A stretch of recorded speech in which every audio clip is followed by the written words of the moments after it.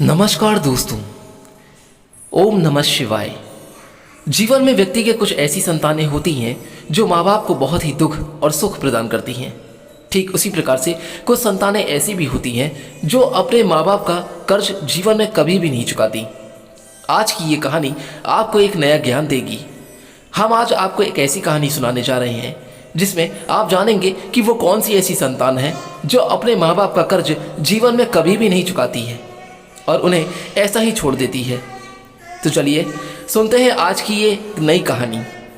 इस कहानी को जानने से पहले हम आपसे अनुरोध करते हैं भक्तों कि अगर आपने अभी तक इस कहानी को लाइक नहीं किया है तो एक बार लाइक करके हमारे चैनल को सब्सक्राइब जरूर कर दीजिएगा। बेल आइकन को प्रेस कर दीजिए ताकि हर कथा हर कहानी का नोटिफिकेशन सबसे पहले आपको मिल सके और आप हमारे चैनल से जुड़े रहें। बस हम आपसे इतना ही चाहते हैं। हम नई रोज़ आपके लिए नई ज्ञानवर्धक कहानियाँ इसलिए लेके आते हैं ताकि हम आपका सही और ठीक तरीके से मार्गदर्शन कर सकें। ये कहानियाँ ये कथाएं पूरी तरीके से सत्य हैं और सत्य पे आधारित हैं।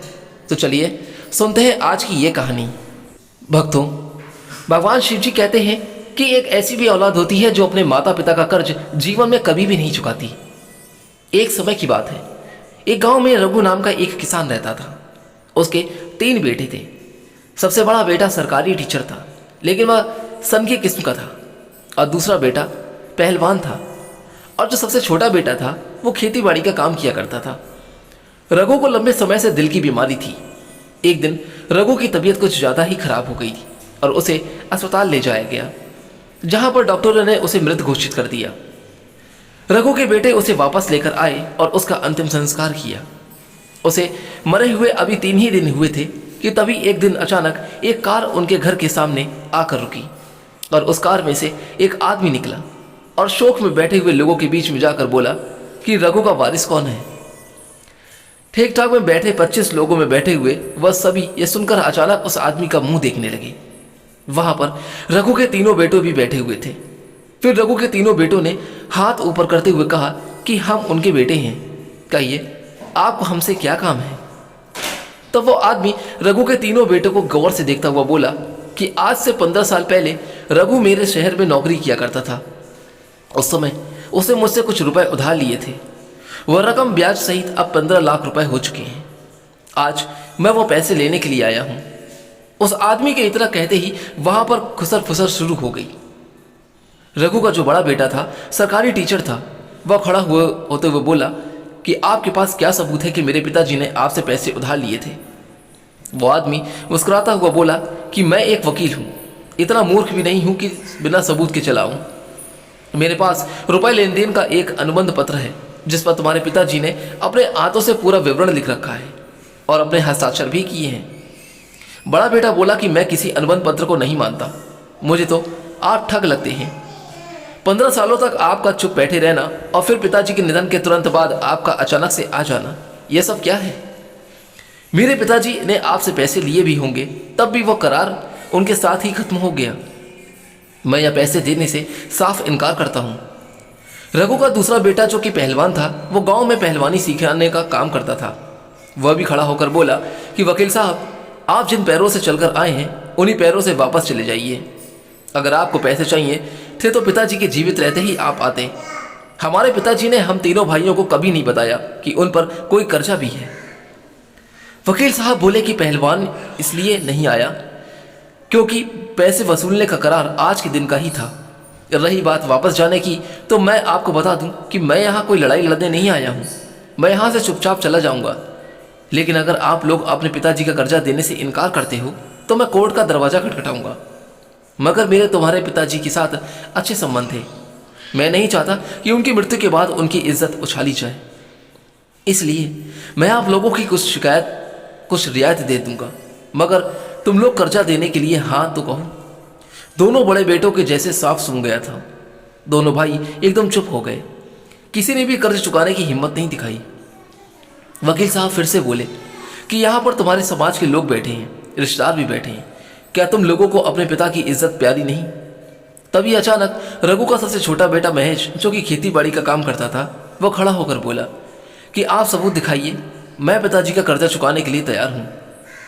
उसके इतना कहते ही उसकी पत्नी जो दूसरी औरतों के साथ दरवाजे पर खड़ी होकर पूरी बातें सुन रही थी वह जल्दी से बाहर आई और फिर अपने पति का हाथ पकड़कर अंदर लेकर गई और बोली, अरे ये आप क्या कह रहे हो? इतनी बड़ी रकम आप कहाँ से चुकाओगे? हमारे पास तो 15 रुपये भी नहीं है। आपके भाई पूरी तरह से संपन्न होकर भी चुपचाप बैठे हैं, फिर आप क्यों अपने ऊपर पिताजी का कर्जा चुकाने का इतना बोझ ले रहे हो? महेश के पास बस थोड़ी सी ज़मीन ही थी और वह छोटा मोटा काम करके अपने घर का गुजारा कर लिया करता था। उसी में दोनों पति पत्नी किसी तरह से अपनी ज़िंदगी गुजार रहे थे। महेश के दोनों बड़े भाई अच्छी सुखी संपन्न थे और ऐशो आराम से अपनी ज़िंदगी जी रहे थे। एक भाई की सरकारी नौकरी थी और दूसरा बहुत बड़ा पहलवान था।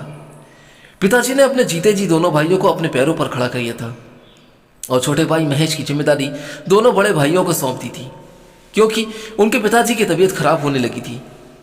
दोनों भाइयों ने कभी भी अपनी जिम्मेदारी नहीं समझी और अपनी ज़िंदगी में मस्त ही रहे। ना तो उन्होंने महेश को कोई कारोबार सिखाया और ना ही उसकी कभी किसी प्रकार से आर्थिक मदद की। महेश ने भी अपने भाइयों से कभी कोई शिकायत नहीं की।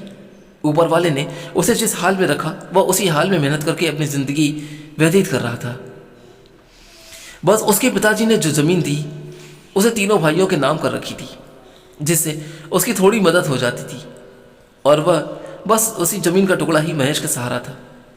लेकिन अब वह ज़मीन भी उसके नसीब में नहीं बची, क्योंकि आज वह भी जाने वाली थी। महेश ने अपने पति से कहा कि मैं अपनी ज़मीन बेच दूंगा, मगर पिताजी का नाम खराब नहीं होने दूंगा। महेश की पत्नी आंखों में आंसू भरकर बोली कि आपकी इसी आदत के कारण हम लोग गरीब हैं। भगवान के लिए उस ज़मीन को मत बेचिए। अगर ज़मीन बिक गई तो हम लोग भूखे मर जाएंगे। उसी के सहारे तो हमारे दिन कट रहे हैं। महेश अपनी पत्नी के कंधों पर हाथ रखते हुए बोला कि तुमने हर सुख दुख में मेरा साथ दिया है। आज पिताजी की इज्जत का सवाल है। क्या तुम यह चाहोगी कि जीवन भर पूरे गांव के सामने मैं सिर झुकाकर चलूं?